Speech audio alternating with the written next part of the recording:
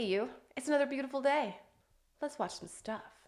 Randy, for those people that don't know you, let's give a brief history about what you did in the military space program.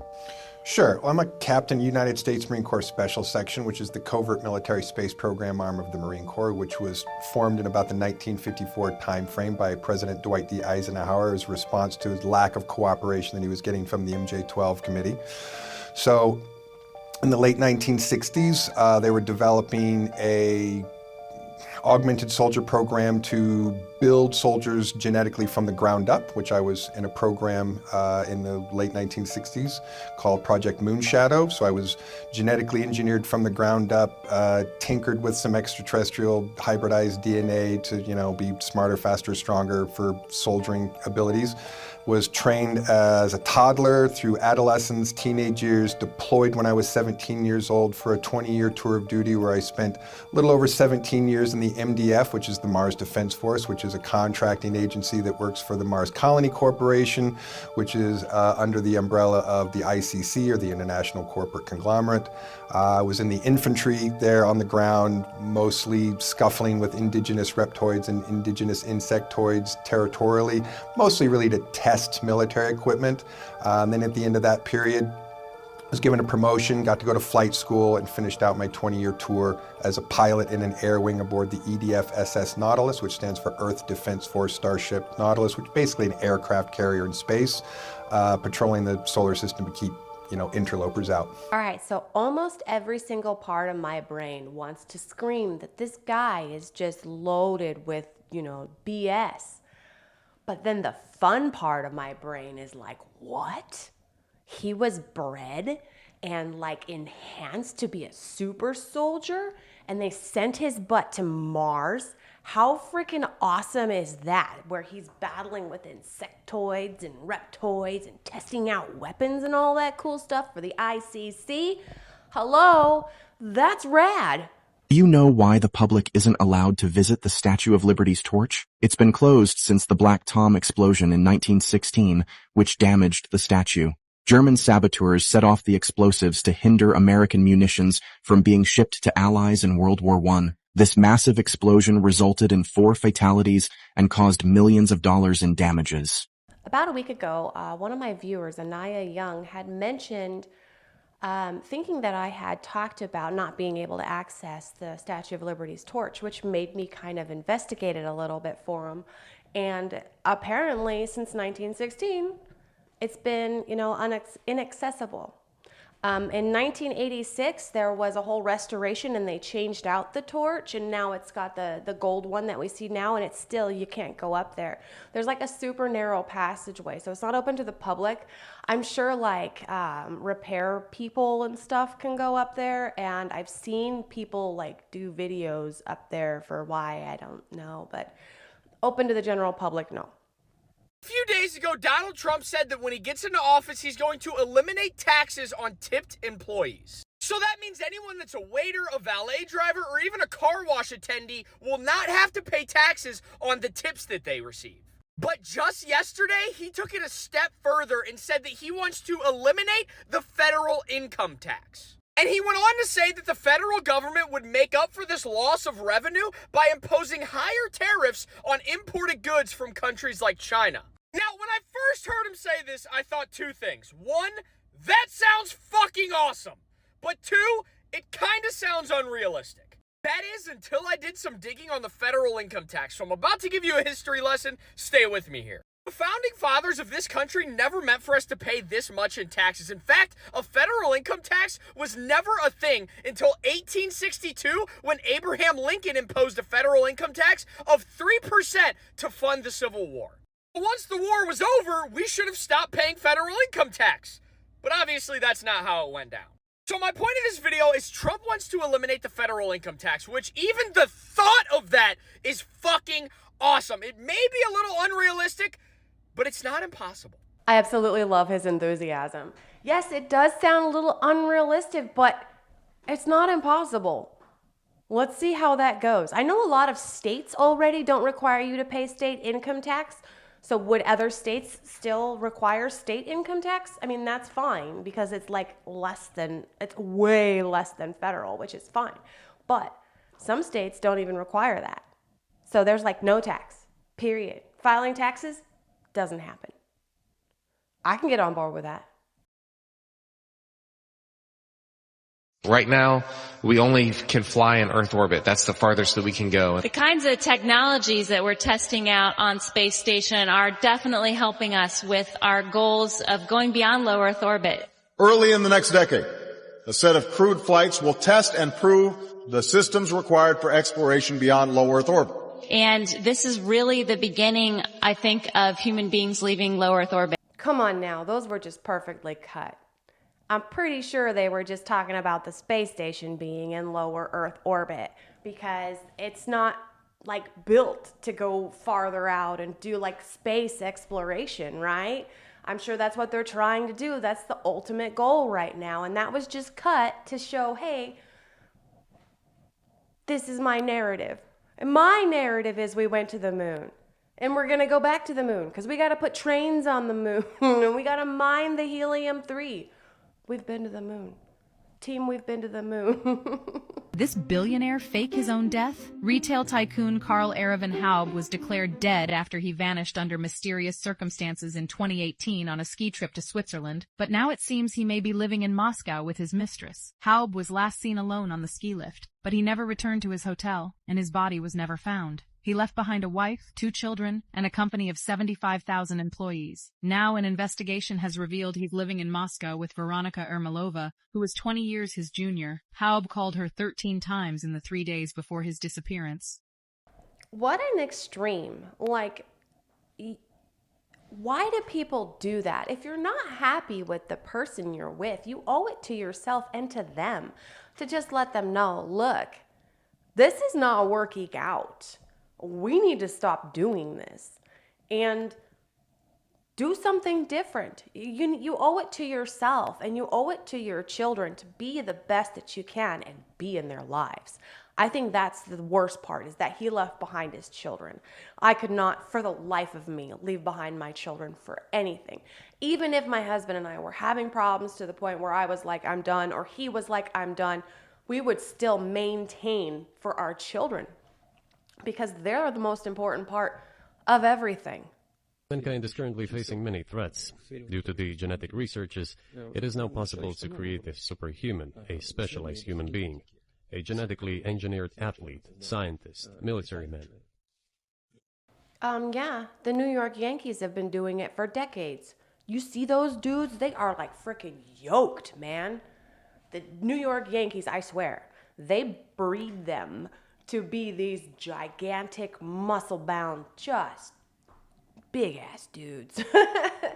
On a serious note, he just said that recently in the interview with Tucker Carlson, right? That was only a couple months ago. And he's like, yeah, we can totally do that. But you know what? Every time Russia says they're going to do something, that's when U.S. starts doing weird things, right? Like the telekinesis. Excuse me. The telekinesis chick. And then suddenly we have like our remote viewing teams, right? And then they're talking about going to the moon, and suddenly we're like, we need to go to the moon. It's a great space race. So now they're talking about superhumans. Is America, I mean, I know America's already been doing it, but are we going to amp it up now? I don't know. Superhumans, right? Superhumans. Gotta compete with Russia. Can't let them get an upper leg.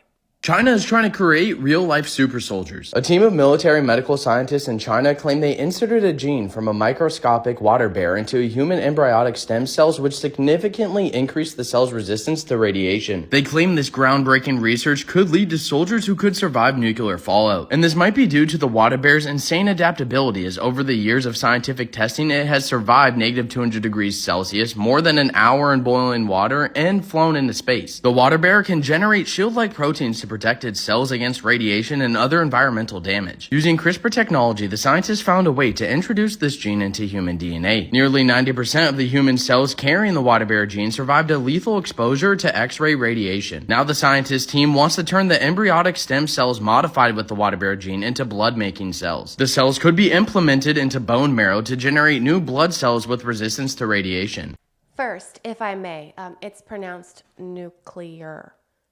Nuclear drives me crazy. Oh my goodness. Okay, so now that that's out of the way, That's insane. They actually did this. They took the tardigrade DNA and put it inside of human DNA. Like they blended it up, they spliced it together, they did their thing. And now that's just, they want to try and grow something from it, not just, a little blob of DNA that they can radiate and stuff. They want to actually turn it into a people. This is getting crazy. We wish to spread our message. And give me the principal tenets of your message. We are a collective conscious and a cyborg sent from the year 2050, sent from a higher civilization to warn people of the incoming apocalypse. How will it end? With environmental disaster, technological singularity, disease, and famine. And will you fall victim to that demise at the same time, the collective you? Our body will, the real Orin body will, but the collective will stay alive. And the collective will exist in what plane? I mean, will the planet still be here? The planet will be destroyed. Okay. Will you be mechanized by then? We are already mechanized. This is exactly the opposite of the first one, all right? Part of my brain is like, whoa, that is freaking cool. Okay, look, check it out. Cyborgs from the future, yay. No, the caregiver. So I was a caregiver for adults with developmental disabilities, and I've worked around mental illness for many years. And seeing this child, I'm assuming it's a child because the mother is there, right? Seeing this child showcased on national television, on Dr. Phil nonetheless, is making me look at the mother like, excuse me, why are you doing this to your kid? You should be getting him some help. And that's why I think this is kind of, I don't think this is real. I mean, I want it to be real because of what it is, and that's like fantastic. But at the same time, lady, why are you doing this to your child? That's disgusting. That's disgusting. He needs some help. And he doesn't need Dr. Phil. Breaking news! Over 10,000 fast food workers have lost their jobs in California because of the new minimum wage. California's new $20 minimum wage has led to nearly 10,000 job cuts in fast food restaurants. To cope with higher costs, many places like McDonald's and In-N-Out Burger have raised prices and reduced workers' hours. Some restaurants, such as Rubio's California Grill, had to close many of their locations. The California Business and Industrial Alliance, CABIA, blames the new law for these issues. They argue that the increased wages are too much for businesses to handle, causing prices to rise significantly. For example, beverages at Starbucks went up by 50 cents, and Taco Bell increased menu prices by 3%. While the wage hike aims to help workers in a state with a high cost of living, critics argue that fast food jobs are intended as entry-level positions for young people to gain work experience. They believe that expecting consumers to pay higher prices, like $20 for a Big Mac, is unrealistic. Overall, the new law has caused significant changes in the fast food industry, affecting both businesses and customers. I have been waiting since April to follow up on this. Ever since California changed the minimum wage to $20, I just knew this was going to happen. And unfortunately, a lot of the people that are losing their businesses are like the mom and pop shops or the small franchisees. And it's rough. It's unfortunate. And they just can't afford to make ends meet, especially with the inflation and then charging people more. And then people just are like, no, I'm not going to go there anymore because it's just not worth it. It's not worth it. I went to Five Guys a couple weeks ago and I got my husband a double bacon cheeseburger, fries, and a drink. And it was just a regular size drink. It was $23 for his alone. I usually just get a few hamburger patties and those were normally $2 and now they're $2.50. That's a 25% price hike. I don't know how much they raised on the meals. I didn't pay attention to the prices before and I was just beside myself with $23. I could have bought a whole stack of freaking patties from Costco for that price. But anyways, it's just the prices have to go up. And some people can't afford it. It's like I said, it's the smaller restaurants that are losing, their businesses. And these Rubios, 48 of them had to close down in California alone. There was one near us, and the owner of that property actually split it into two. So now they're getting 2 restaurants going in there. So they're getting double the rent, I'm assuming. Probably. It wouldn't surprise me. But it's absolutely crazy that 10,000 jobs have been lost just because of this. Some of these places I've heard that they're going drive-through only because you only need like 3 people. It's just a skeleton crew, right? You don't have to clean the inside because nobody's on the inside. You don't have to fill the soda fountains because nobody's coming inside. It's crazy the way that they're changing things in order to make it work. And I'm sure that's more in like rural California versus where I live in the suburbs, because there's a lot more people. Population is more dense, you know, so they don't have to do that. But 10,000 jobs in just a couple of months is a little alarming. I honestly don't know what the heck California is doing. We're like crumbling under the weight of our own BS out here. It's just ridiculous. On that note, I'm going to call it for today. Thank you so much for sharing your time with me. Stick around. I'm going to introduce you to my dogs. If you want, please do. Come on back tomorrow. We're going to watch different stuff. I'll say new things. It's going to be fantastic. Until then, have a wonderful day. All right, Anaya Young. You asked to see my brood. Here's my kids. This here is Athena. She's our 2-year-old Dane. She's afraid of the world. This one's Zoe. She's about 7 months old. They told us that she was an American foxhound. And she is absolutely not an American foxhound. She is like lab mixed with some kind of like not German Shepherd, but Australian Shepherd. And she's just the sweetest thing. She's the weirdest little dog. But there she is again. Look at her little face. Come here, Zoe. Here, Zoe. She's the best. She's got those white eyelashes. It's super cool. She's a sweet kid. All right, let me see if I can get the other 2 in here. Paisley. Come here, Pepe. They may not want to do it. Here's a good girl, Athena. Here's my Paisley. Come here, Paisley. Come here. This is Paisley. She's our boxer. She's almost 10 years old in September. And in 2020, she had 10 tumors, cancerous tumors, removed from her body. And the vet told us that she wouldn't make it. She would make it like another year, maybe 2. And she's still here. She's still like a puppy. And let me see if we can get a little better. There she is. She's a good girl. And back in the back right there, that's Rocky. He don't need nobody. He is so independent. He doesn't care. Come here, Rocky. Come here, buddy. He don't care about nobody. He's got his own thing going on. But he's a good kid. He's about 5 years old. Come on, buddy. He's a Klekai, which is a miniature husky. And when we got him, they told us he was a full-blood husky. And then 6 months in, he stopped growing. He's like, no, that's it. That's it. So this is our Rocky. And those are my dogs. These are the 2 that got, Rocky and Athena are the 2 that went out and got sprayed by the skunk. Athena got it mostly in her face. But these are my babies. All right, guys, thanks. You can go now. You can go now. Thank you. Oh, yes. Yes, you can go now. Good, good, good. Good kids. Hi.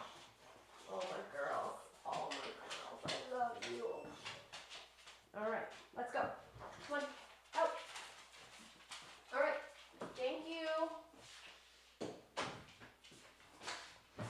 So there you go.